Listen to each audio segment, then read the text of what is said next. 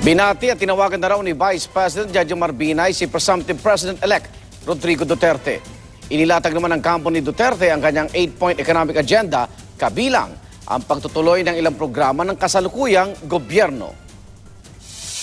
Sa mga litratong ito, kasama ni Presumptive President-elect Rodrigo Duterte ang dating asawa at kanilang mga apo.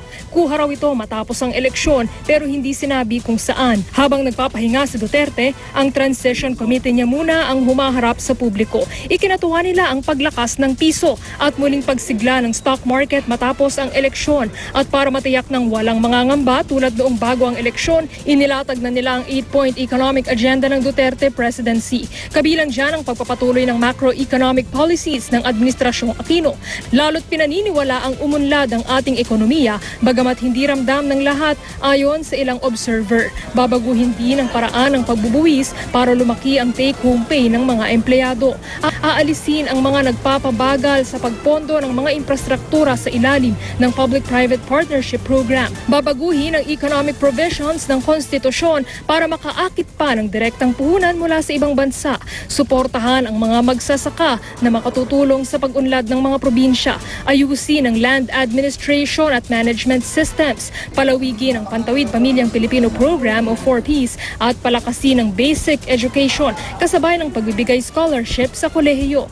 Kahapon, tiniyak ng tagapagsalitang si Peter Lavinia na aalokin ng cabinet post si Congresswoman Leni Robredo kung manalo siyang vice-presidente. Pero paglilinaw nila ngayon, wala pang naipapangako sa kahit sino, kahit pa marami nang nagpipresinta. Some group that will investigate the deep background of each person suggested to us. May mahabang listahan daw ng posibleng ipalit kina Acting AFP Chief Lieutenant General Glorioso Miranda at PNP Chief Ricardo Marquez na magre-retiro sa Agosto.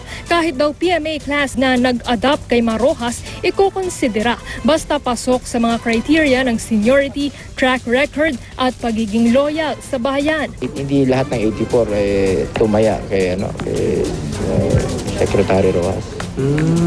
I'm sure many of them are loyal to the to the Republic or to the Constitution. Tiniyak din ng kampo ni Duterte ang maayos na ugnayan sa Amerika kahit pa nagkairingan si Duterte at ang embahada nito kamakailan dahil sa rape joke comment. Nagpaabot naman ng pagbati ang European Union at ang Foreign Ministry ng Spain kay Duterte. Bago niyan, aayusin muna ang inaugurasyon ni Duterte sa June 30 kaya nilagdaan na ni Pangulong Aquino ang administrative order na lumilikha ng Presidential Transition Committee. Nagpatawag na si Executive Secretary Ochoa ng pagpupulong bukas ng hapon. Trisha Zafra, GMA News.